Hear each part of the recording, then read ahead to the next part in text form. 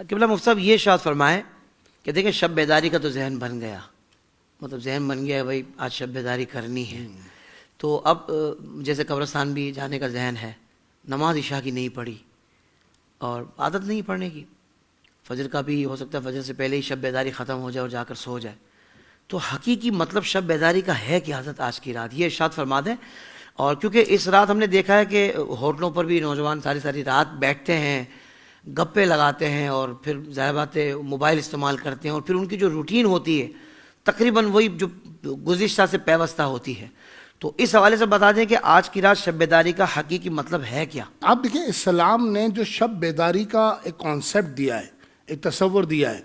کہ جو شب بیدار رہتا ہے اس کا دل زندہ ہو جاتا ہے. اللہ اکبر، واہ نہیں، سائنس یہ کہہ رہی ہے، سائنس یہ بتا رہی ہے کہ جناب آپ کمزور ہو جائے گا دماغ آپ کا، اور اسلام ہمیں بتا رہا ہے کہ رات کو جاگیں آپ کا دل زندہ ہو جائے گا. یہی وجہ ہے کہ قرآن مجید فرقان حمید میں اللہ رب العالمین نے سورہ مزمل 29 بارے میں ارشاد فرمایا ان ناشئۃ اللیل ہی اشد وطئا واقوم قیلا، فرمایا بے شک رات کا اٹھنا، رات کو جلدی اٹھنا، دیکھیں پوری رات جاگنا مراد نہیں ہے یہاں پر، رات کو جلدی اٹھنا، کیا کہنا ہے، فرمایا وطئا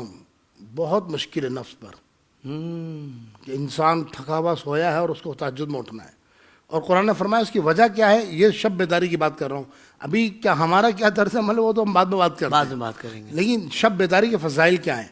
قرآن نے کہا یہ شب بیداری کی رات کا جو آخری پہر آتا ہے نا وہ اقوم قیلا، اس وقت بات بڑی سیدھی نکلتی ہے. اوہ ہو، اعلیٰ حضرت علیہ رحمٰن نے یہی کنز الایمان میں ترجمہ کیا اس کا، اور بات سیدھی نکلتی ہے. تو آج بڑی رات ہے، 15ویں شب ہے. آج کی رات جتنے مسلمان جاگ رہے ہیں، دیکھیں اس میں مسلمان ایکچول 3 طبقات میں ڈیوائیڈ ہے. ایک طبقہ وہ ہے کہ جو اس رات کو مانتا تو ہے لیکن مناتا نہیں ہے، جاگتا بھی ہے لیکن بیکار جاگتا ہے. ایک طبقہ وہ ان خوش نصیبوں کا ہے جس میں ہم اور آپ بھی شامل ہونے کی کوشش کر رہے ہیں کہ جو اس رات تفکر کرتے ہیں، غور کرتے ہیں، قرآن پڑھتے ہیں، حدیث پڑھتے ہیں، قرآن کی بات کرتے ہیں، نعت خوانی کرتے ہیں، ذکر کرتے ہیں، درود کرتے ہیں، استغفار کرتے ہیں. ایک خوش نصیب وہ بھی ہیں جس میں ہم بھی شامل ہونے کی کوشش کر رہے ہیں. یہ جو آتے ہیں نا ایام آتے ہیں، جیسے عید کا اجتماع آتا ہے، سال میں 2 اجتماع آتے ہیں، اسی طرح جمعے کا ہفتے میں ایک اجتماع آتا ہے، سال میں کم و بیش 52 اجتماعات آتے ہیں جو ہمیں اظہار یکجہتی سکھاتے ہیں، جو ہمیں بتاتے ہیں کہ مسلمانوں کو پاور کیا ہے، ایک ساتھ کس طرح مسلمان ہزاروں لوگ اللہ کے حضور سجدہ سجود ہوتے ہیں. سال میں ایک بار مرتبہ حج آتا ہے جو بتاتے ہیں کہ مختلف رنگ و نسل کے لوگ، یہ سب ہماری تربیت ہوتی ہے. اچھا ہمارے ہاں ایک خواہ مخواہ کا ٹرینڈ چل پڑتا ہے جناب، بس اس دیکھیں میں بڑی مطلب علماء کے شاگردی میں اختیار کرتے ہوئے بڑے یقین کامل کے ساتھ کہہ رہا ہوں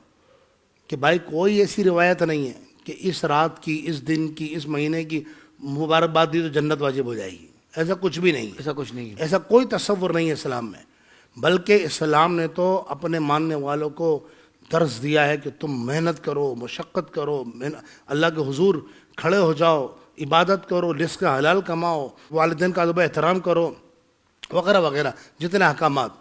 دیکھیں آپ کتنا آسان ہوتا ہے، لوگ آرام سے، مجھے بھی سینکڑوں میسج آ رہے ہوتے ہیں جہاں بعض دیکھتے ہیں نظر پڑتی ہے اس رات میں 2 رکعت نفل پڑھ لی ہے تو زندگی بھر کی قضاء عمری معاف ہو جائے گی. بھائی ایسا کوئی تصور نہیں ہے، نہیں ہے، ایسا کچھ بھی نہیں. جتنی نمازیں قضا ہوئی ہیں،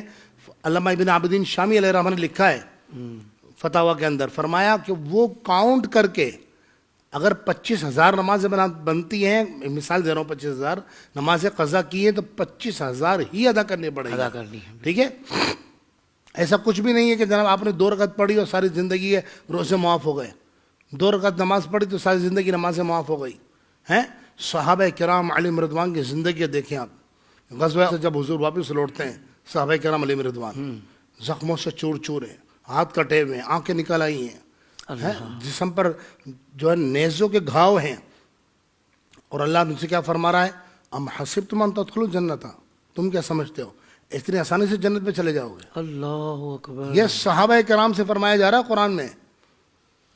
قبلہ مفتی صاحب تشریف فرمایا جو تم سے پہلے لوگ آئے نا ان پر جو آزمائش ہے وہ تو تم نے تو ان کی عشری بھی نہیں پہنچی ہے،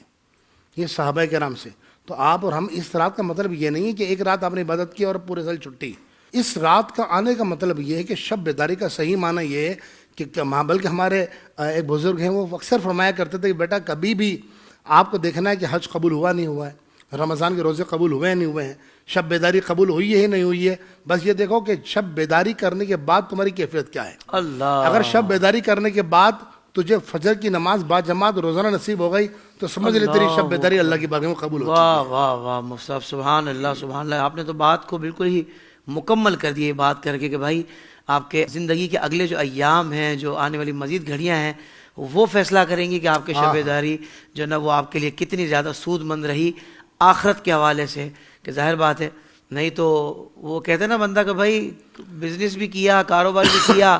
اور مہینے کے بعد حساب کیا نا تو بندہ تو اس حساب سے یہ بھی فیصلہ کرنے کا فیصلہ کر لیتا ہے کہ بھائی میرا کاروبار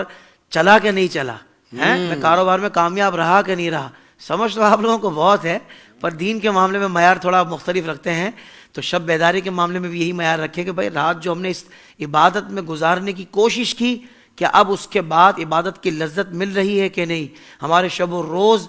کے اندر مثبت تبدیلی آئی ہے کہ نہیں، یا ابھی بھی وہی گیدرنگ، ابھی بھی وہی روٹین، ابھی بھی وہی بے حیائی والا ماحول، ابھی بھی وہی چیزیں، تو اس پہ ہم نے غور کرنا چاہیے۔ سوشل میڈیا پر اسلام کی صحیح تعلیمات جاننے کے لیے ابھی حافظ سائر قادری کا نیا YouTube channel Islamic digital studio subscribe کر لیں، اور ہاں نوٹیفیکیشن بیل آئیکن کو بھی پریس کر لیں تاکہ ہماری نئی ویڈیوز آپ تک بر وقت پہنچ سکے۔